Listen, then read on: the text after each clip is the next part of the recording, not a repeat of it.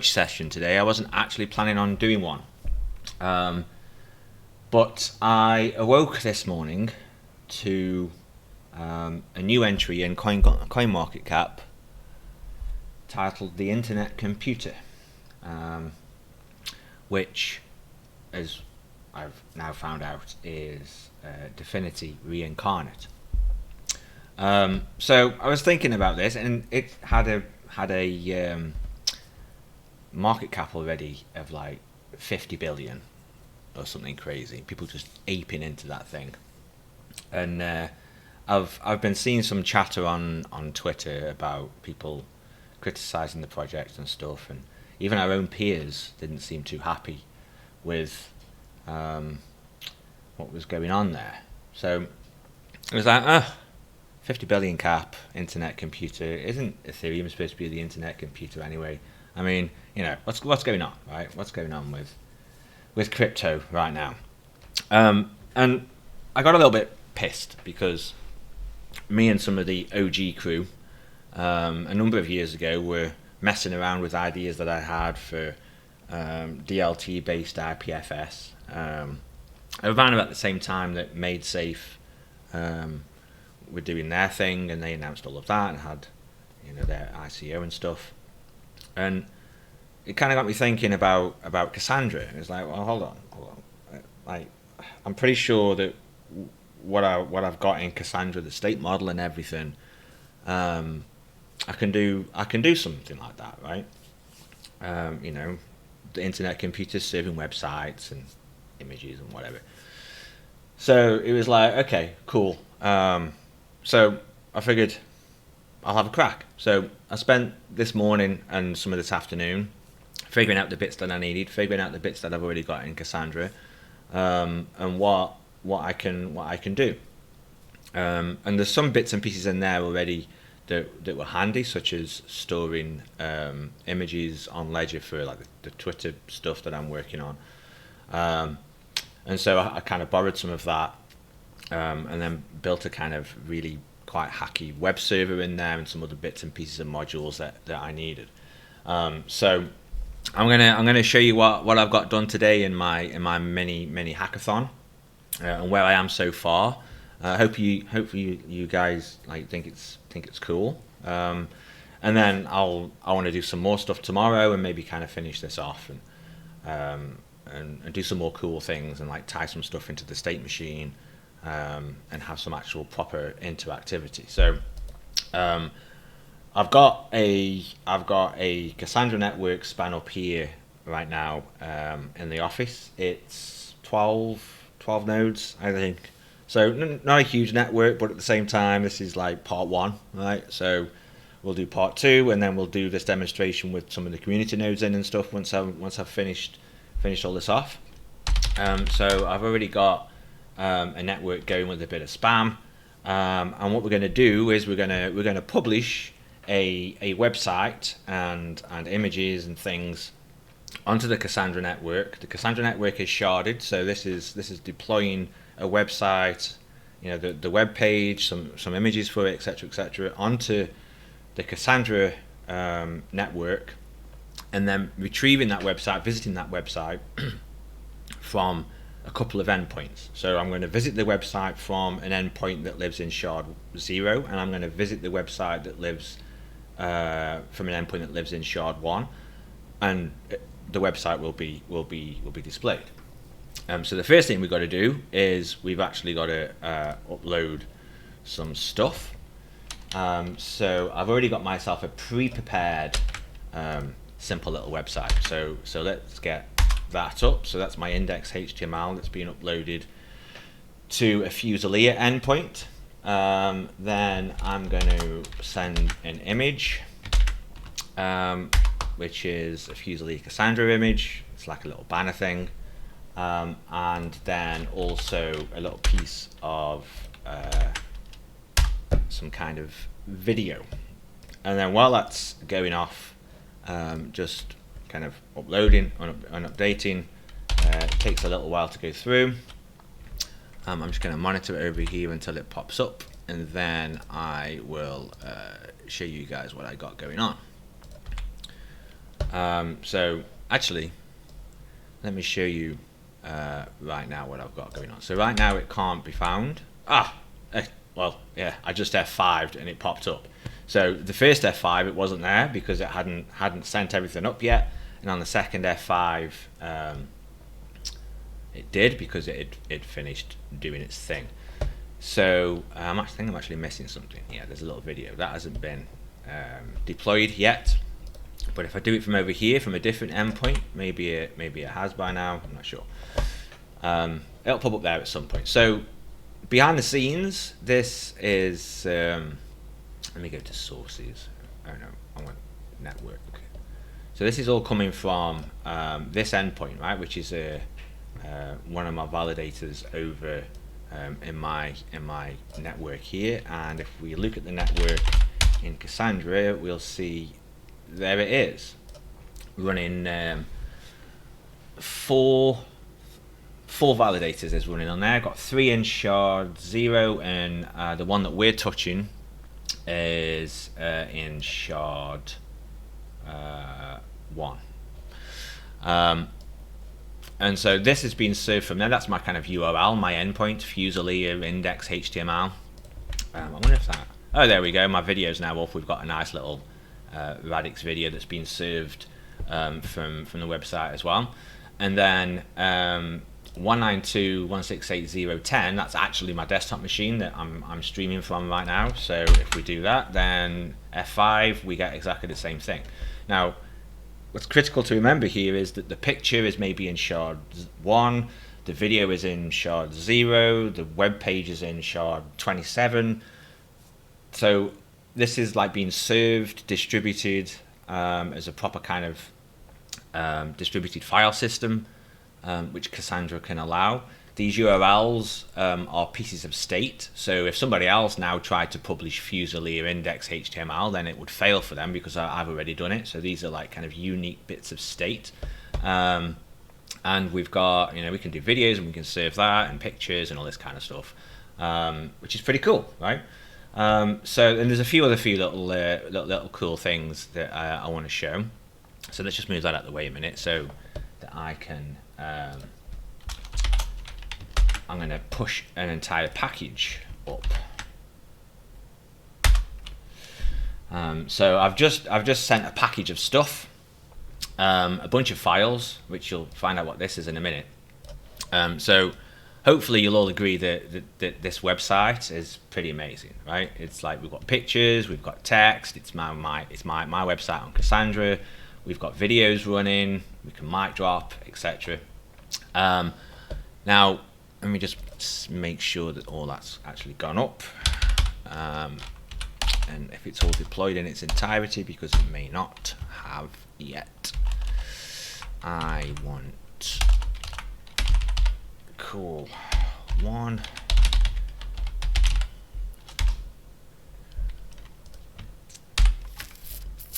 Maybe it hasn't yet. Let's have a look. Let's just click it and see what happens. No, not all there yet. I mean, I really need some notifications and things, right? This is all driven through the wallet, so the wallet has signed these things as well. So I own this, right? So only I can do some other actions with it, like deleting it or updating the website. So I can actually update this website. This is something I'm going to do tomorrow. I'm going to change some of the text and push a new version up because I'm the owner. I'm allowed to do that. But let's see if this cool thing number 1 is finished updating. There we go. So I thought, well, instead of just websites, why not push some games, right? Let's see if I can get this thing to serve games from all these different shards. So hopefully you can hear the sounds as well. Can you hear the sounds? I'm not very good at Flappy Bird, actually.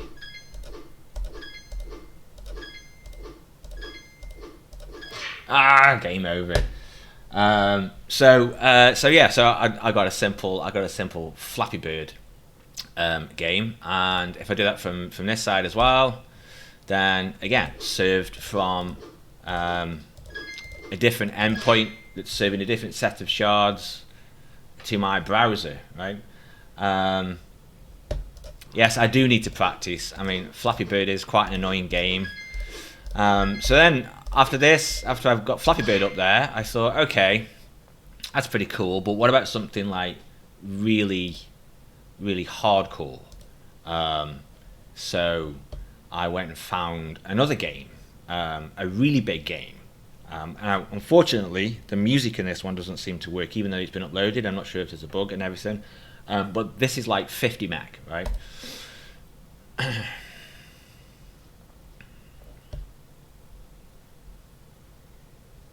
I don't even know how to play this game. I just thought it looked super cool, like an old kind of 80s arcade game thing.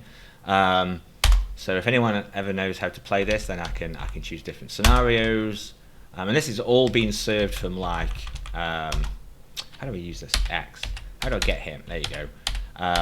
This is all being served from the Cassandra sharded atomic composable super scalable magic ledger. So yeah. Oh, whoops. So yeah. So that's basically what I've been doing today. So, I mean, I started this at, I think I tweeted about this at maybe 10 a.m. something quite early. That's when I discovered the internet computer had been listed and it was actually Dfinity. And so I started this at 10 a.m. ish. I did an AMA as well today, and I had a meeting with peers this morning. So this is maybe 5.5 hours work so far. Now what I want to do tomorrow is to hoop this into some state, right? So I've got a Space Invaders game that has a chunk of code in there. Then I'm going to hook in so that I have to insert a coin, basically. So I want to play the game. I have to pay the game, and then it will let me play in my browser. So should be able to get that done in like a day or so. So literally insert coin on a game, whether it's Space Invaders or maybe put it on this or something. And so it's actually hooked into state as well, and then maybe do some different websites so I can demonstrate how state has been updated on the ledger and stuff. So just something really simple like a really crappy website with just a button saying click me, and then there's a number and that increments, and that number being incrementing is actual state transition on ledger. So you click it, and then if somebody else had the website up and they click it, if you made it a strictly incrementing piece of state, then if they clicked it, you would see it update your end. If you clicked it, they would see it update their end, and then you'd have some kind of atomic, so that you would never be able to have that state in, say, number 25 for the same, the same amount of time and stuff like that. So I mean, this is just an example of what the technology stack that we're working on here at Radix, and the stuff that I'm working on with Cassandra, and how all of that plays into the roadmap. And I know that sometimes we kind of talk in riddles, us techies. I've been accused of that on multiple occasions, that it's way too low level. What really does this mean? Well, it means that potentially stuff like this can be built, right? I made this in a not even a day, and it's not massively complicated, but the stuff that's underneath was already there for the most part. I didn't have to build very much to do this. It was just already there. The state model, the consensus is doing what it's doing, all the sharding model and all that stuff was just there, and it just enables me to do this kind of stuff and build it quite quickly. So think forward 12 months, 18 months, 24 months, and just imagine what we'd be able to do with this kind of technology, right? Imagine the kind of DeFi apps that you could have, that, this magic stuff, basically, right? You could have full-on DeFi front ends that are all kind of polished and shiny and being served from the network, and you've got a good front end that's being served to your browser from the network. You've got all the back end being dealt with by the network that's coming from your browser, and you have all this kind of cool stuff and flow and interactions between these apps all within one place. And not just games, right? Games is just a nice way to showcase maybe what's possible. So, it's like these kind of visual things are probably much better way of getting the message across about what potentially this might evolve into given time, and it also really showcases where we are right now, because I think a lot of people don't truly get that even though the mainnet is quite conservative in its first iteration, to play it safe, and to make sure that all the I's are dotted and the T's are crossed, that actually in terms of what our technology that is coming is looking like is at least as advanced as what's out there, if not way beyond all of that stuff.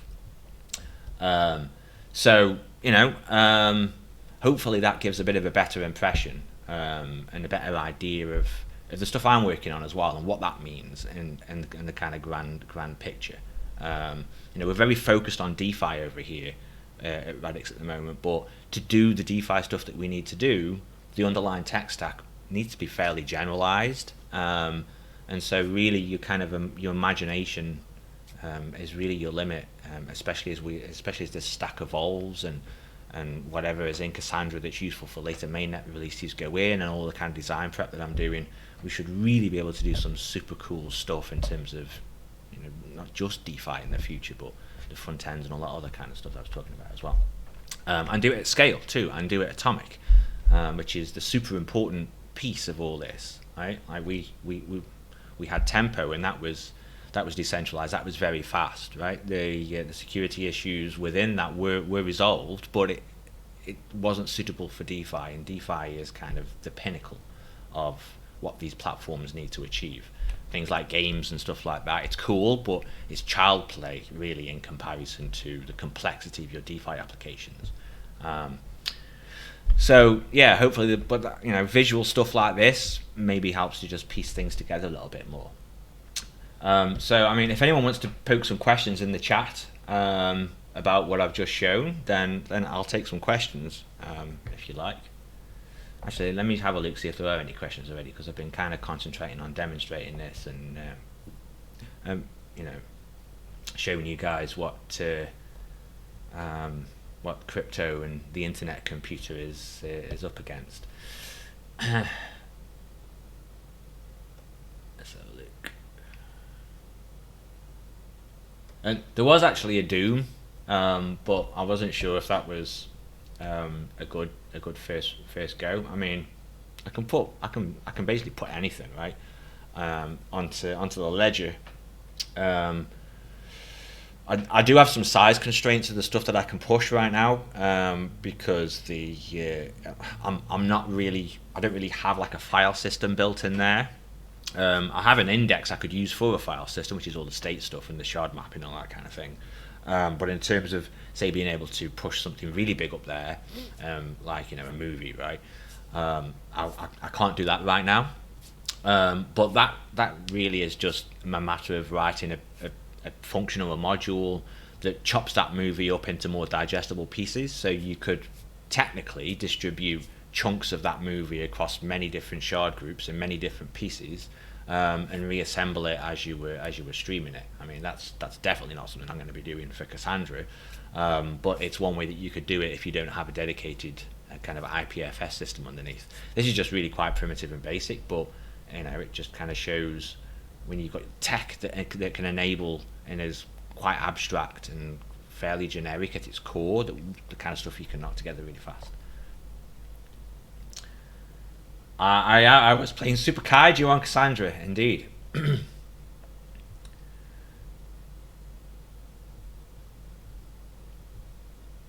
the latency between shards be reduced to near zero to load things as fast as centralized internet? So if you're just reading, then the performance will be almost, if not comparable to just using a centralized service, right? So if I'm after a particular thing, so if I'm after this video, right, then that video's got a URL, Fusilier, Super Mario, Radix Lambo, or whatever it is, right? Now that URL, that hashes down to a shard. So I know where that video will live in the network, and if I know where that video will live in the network, I know which shard group it's going to live in, and I know which validators should be serving that shard group. So I can just go and ask one of them, hey, can you give me this video, right? And they will serve me the video, and that's all it is. give me this video. They look it up, they send the video to me, and I've got the video. And then in the meantime, I'm asking a different validator somewhere in some different shard, hey, can you send me the Cassandra picture? And then another validator somewhere else, hey, can you send me the index HTML for Fuselier's website? So actually, there's a possibility that in some circumstances, actual content retrieval could maybe even outperform traditional centralized web servers, because it's automatically distributed, right? It's load balanced. I send out 3 requests and everything comes back at the same time. Whereas if I'm just hitting a single web server, I send out 3 requests and maybe they come back 1 at a time, right?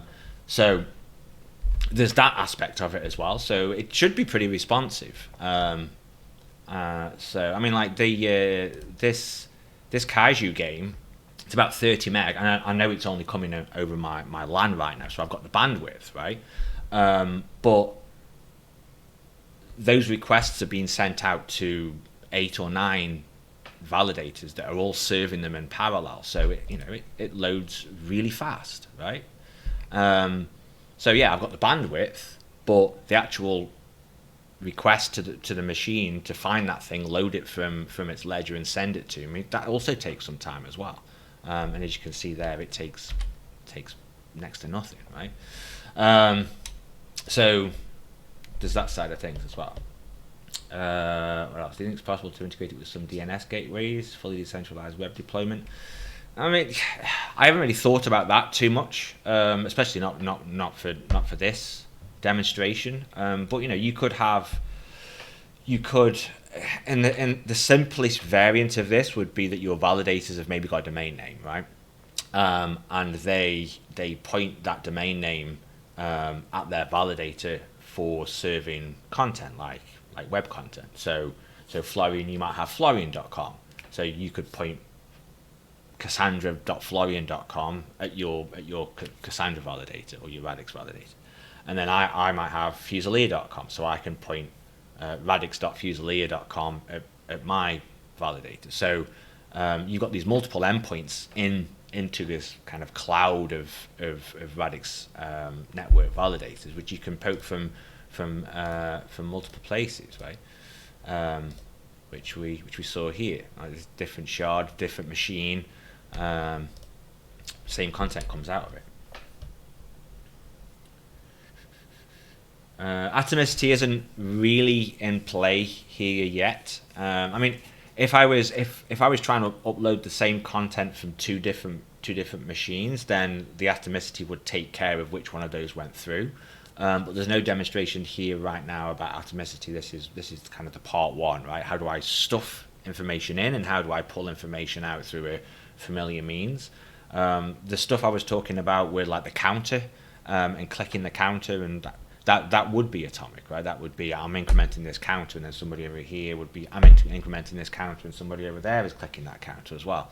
So those transactions would be ordered, and they would be applied atomically, so that the counter didn't just go from 24 to 25 because everybody's clicked at the same time. It would go 24, 25, 26, 27, and it would stop at 27. Yeah, I did get some OG memories doing this today. Although this is much more impressive than what we had back in the day. I mean, from the outside looking in at the high level, it's like, yeah, a website and a game, and we had that before. But underneath the hood, it's way more impressive.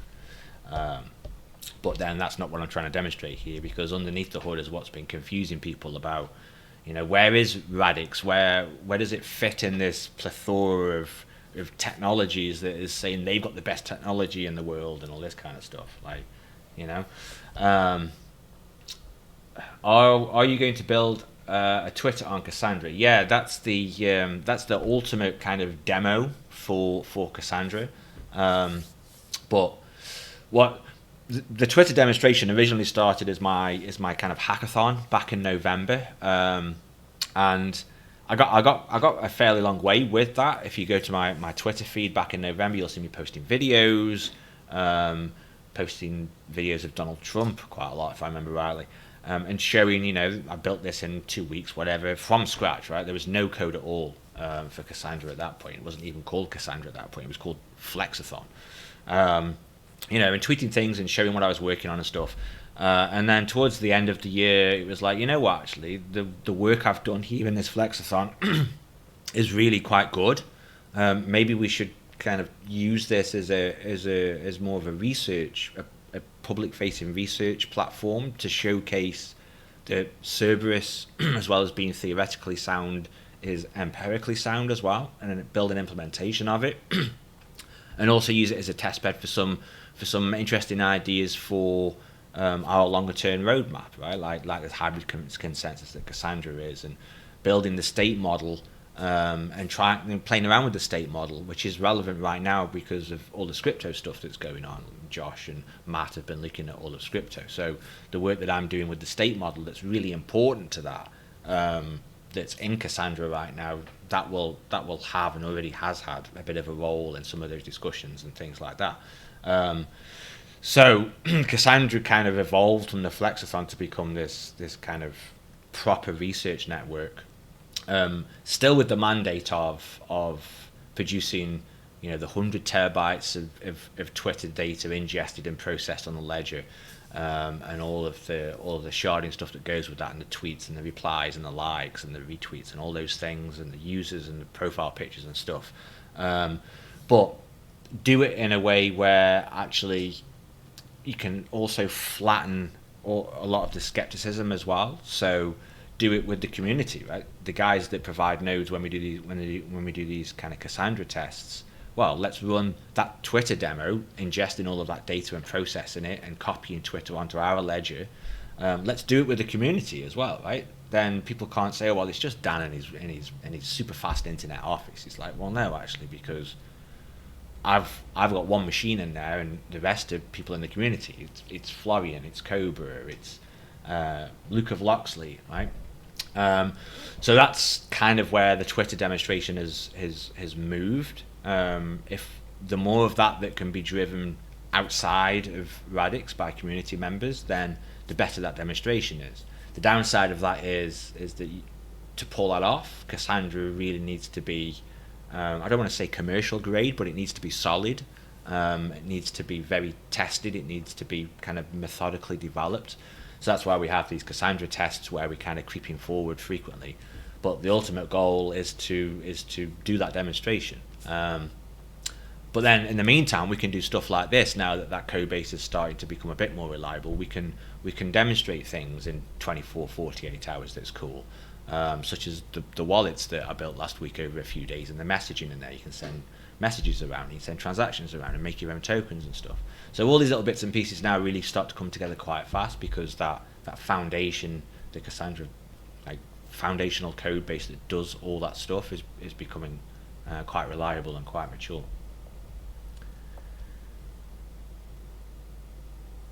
What else? We need to do this trace distributed to see how loading times will be affected. Yeah, that's a good test. So my plan is to run this very same demonstration, or close enough to anyway, maybe some different games or something and some different web content that's being served, but to spin this up with the community guys, so that we can actually do some testing on the latency for serving stuff, just to make sure that it is within expectation. I don't really see any reason why it wouldn't. You're just really asking for things, right? Give me this stuff and it gets served to you. So I'm not expecting there to be any abnormal latencies, but it's a good test to do, and it, for people that aren't quite as technical to understand why that should be the case, then it's good for their confidence as well. Can fees on an actual public network be sufficiently low to allow for a full internet to grow on the network without having to pay more than a classical internet subscription? That's a really interesting question. A really interesting question. So, I mean, the fees here will really be relevant when you're publishing something. If I'm just reading something from the network, such as fetching a picture or a website or whatever, then you're not really changing any state. So I don't see why you would want that to be charged. I think that would just put a lot of friction in front. I think the charge would really be applied to the publishers, let's say, in the case of a distributed internet, right? The people who are publishing the content maybe have a fee to pay to you're using somebody's compute and somebody's hard drive space. It has to undergo consensus to make sure it's unique or whatever rules are required for that particular thing. And maybe if I want to interact with that application in some way, then maybe there's a small micro fee there somewhere, right? So if I want to post a message on somewhere, then spam protection or whatever. But I mean, yeah, that's a completely different external conversation around what the tech can do versus, okay, how do you perhaps monetize this? How do you charge for this? How do you manage that, right? And again, that's not something that I'm thinking about here with Cassandra. It's very much just, can this be done? Can this be done this way, which is really cool? Can it be done that way? And just find out where all those bits and pieces live, and then later on, once we've got a more kind of holistic view of, okay, these are all the bits and pieces, these select entire roadmap here, there, and there. What are the practical questions around these things, such as fees and that kind of stuff, and then we can have those conversations and tweak those components to meet those kind of business and application requirements there.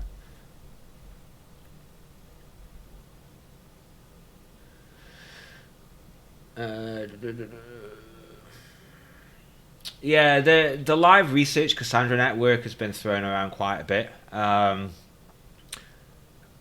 not sure how I feel about that. I mean, it would be cool to have. It would definitely be cool and definitely be useful to have a long-lived Cassandra network out there doing stuff, right? Because there's no better way to test something than to have it run for an extended period of time.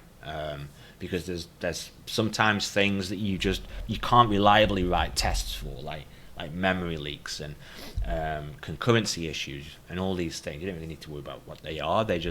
They're like things that stay hidden for long periods of time and then suddenly pop up and ruin your day. And really the only way to catch them is to just run either lots and lots and lots of test iterations and hope that you've got all your unit tests in the right places to catch them, or to do kind of long soak tests, right, like test nets, basically. So that definitely is something I would like to do. The Twitter demonstration, that'll be online for a period of time, right? It's not just going to be up for a few days and then gone. It's going to take like a month to push 100 terabytes of Twitter data in there. So that'll handle that side of it. But having Cassandra as an actual tokenized network with value, that's not what it was intended to be, and I think that's kind of dangerous as well. Because the nice thing with having Cassandra as it is, I can try radical things, right? I can try out crazy ideas, and if they explode in my face, it doesn't really matter. If Cassandra was a network with actual value on it, then I would be limited in being able to experiment like that, and so I would need a Cassandra 2 to go and do that stuff with, and then I'm maintaining even more code bases than I started with, so probably not.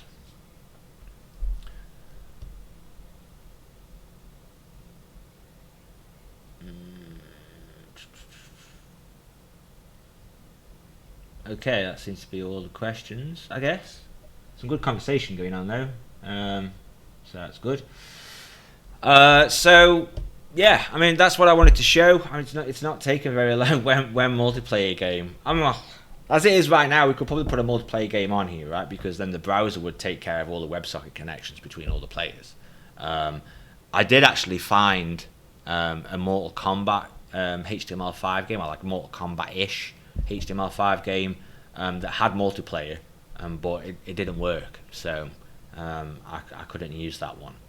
But the multiplayer side of things right now would be fairly easy. Now, if you're talking about on-ledger multiplayer, that's interesting, but potentially tricky, right? If it's low frequency, like a chess game, perhaps, and you want to store all the moves on ledger, then you could do that. Josh already demonstrated that 18 months or so ago in one of our hackathons that we had, our internal hackathons, and he built a chess game. And I think somebody else built another kind of turn-based game as well in one of the other hackathons. So you can do that. The tricky part, obviously, is high-frequency stuff. And now with Cassandra, the volume probably wouldn't be much of an issue, but the latency maybe would be, because practically the lowest level of latency we can maybe expect to achieve with Cassandra, or at least the kind of hybridized consensus mechanism that I'm developing with Cassandra, is maybe a few seconds. So it's pretty quick in terms of industry standard finality, but that's probably too slow for playing games. The most difficult thing in my research right now, the thing that's really getting on my right now is just bringing up the reliability. Right, I sometimes get really frustrated because in my head it's really simple. It's like, do this, and there you go. Right, just work. I need to do what I mean key. Right, oh, for God's sake, just do what I mean. Right. I mean this, just do it. But then actually, because there's so many moving parts, visualizing it up here is a lot easier than actually then implementing it down south. And so I'm currently, I'm really looking forward to the point where all of these kind of small, fast test iterations, testing out the sync, testing out the state model, making sure that the state gets gossiped around properly, and the network connectivity is good and all that stuff. It's all really quite mundane stuff, and I'll be very glad when it's out of the way. So that's probably the most testing right now. In terms of difficult research moving forward with Cassandra, still got quite a bit to do in the state model, especially getting that efficient. It's pretty good at the moment, but it's not quite there in terms of where I want it to be. And by efficient, I mean kind of reducing messaging compute complexity on counting votes and moving votes around the network. One way I think I'm going to do it is, again, taking something from Tempo, in the way that Tempo gossiped around votes was quite nice with the temporal proofs. So there's yet another element. I like the picture. Something's going in the jar to get some alchemy with Cassandra and what I'm working on right now. So but that's going to be quite tricky. And there are some just general things with state machine and state management that I still need to work on. But at this stage, most of the hard stuff, I think, most of the really kind of deep theory stuff it's implemented. It's just battle hardening it, tweaking it, finding out where the limits are, optimizing things. There isn't really a great deal left to do in terms of core Cassandra and the hybrid consensus and all the power stuff and all that kind of stuff. So it's exciting now, getting to the point where you can really start to think about building on it and really showing it, as opposed to it being a bit of a black box for everybody.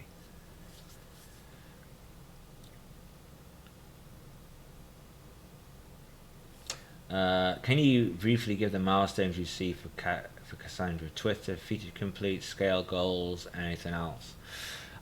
So the Twitter thing is probably going to be a bit of a ways out yet. There's still a lot of work to do. One of the main things probably that hinders us from getting to the Twitter demonstration is that we do need to do scale testing. At the moment, we only run very low shard group networks when we're doing our testing, and the main reason for that is because still very focused on all these kind of smaller issues with the peripheral, like the networking layer and gossip and all those bits and pieces that support the consensus core. And to scale out now while there's still potential issues in there would just be a nightmare to debug and to go through the logs and stuff. So keeping it quite tight in terms of scale and stuff at the moment, not really pushing it very much until all of that is really solid and we're able to run it for a few days without any kind of critical issues and stuff, which I think we're getting there. I don't think we're too far away from that point.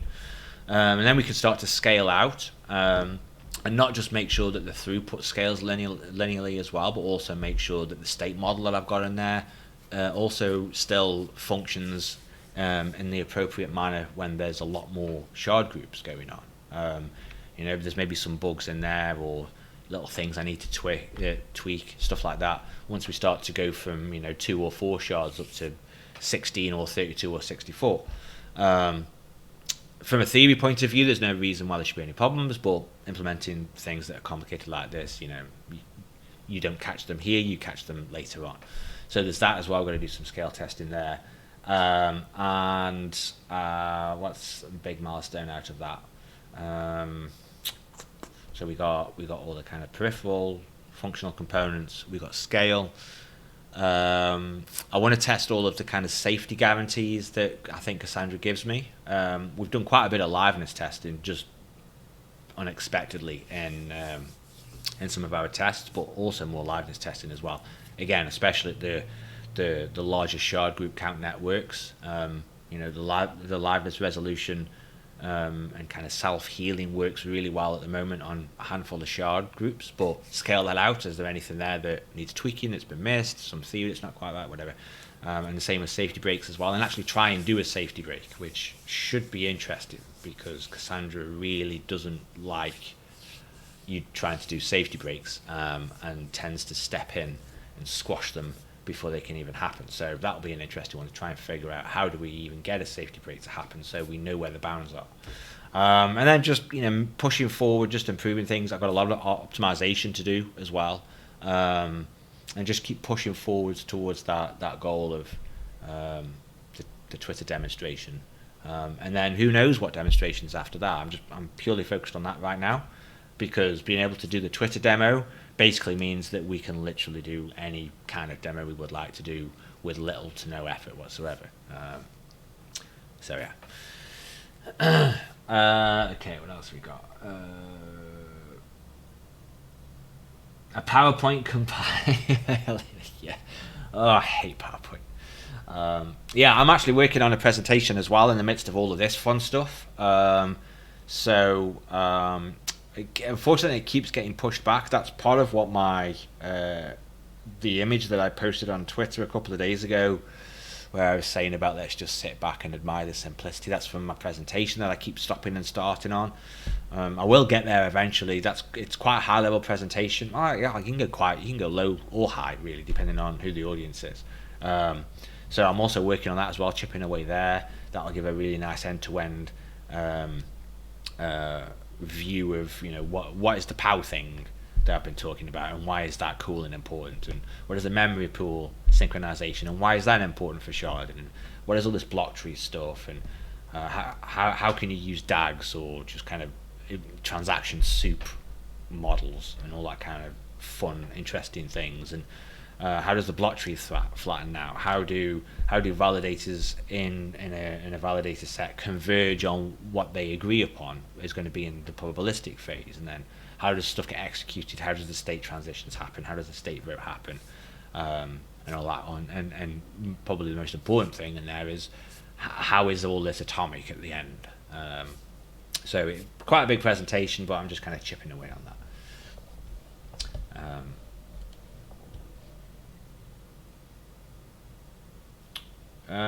Will those demos be like a launch event, like the Bitcoin replay on Tempo? I don't think the Twitter one would really, right? Because the Twitter one is so much data that's got to be pushed in and processed and got consensus on and everything that, I mean, we're not going to run through that in 15 minutes, right? It's like, unless you want,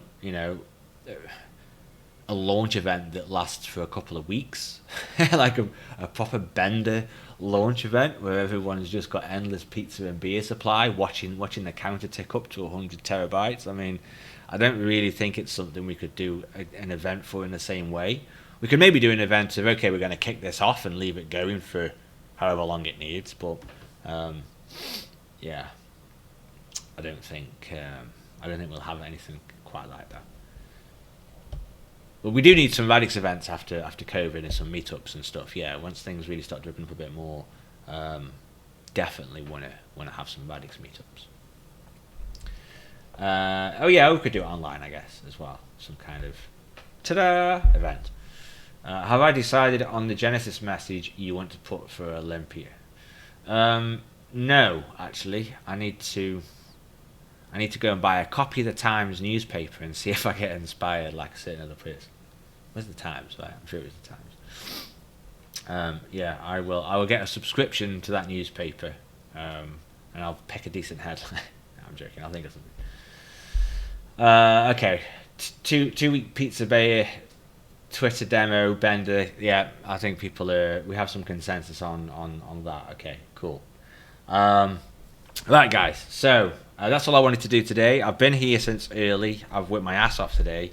So and I've got a lot I want to do tomorrow as well to show some more cool stuff with this. Hopefully, I can get it all done tomorrow. Tomorrow's a little bit more tricky, let's say, hooking all this into state and stuff. So I may not get it done tomorrow, but definitely Thursday we'll do another one of these, and I can kind of show part two, and that will essentially be, you know, an internet computer built on Cassandra in 2 or 3 days. So there you go.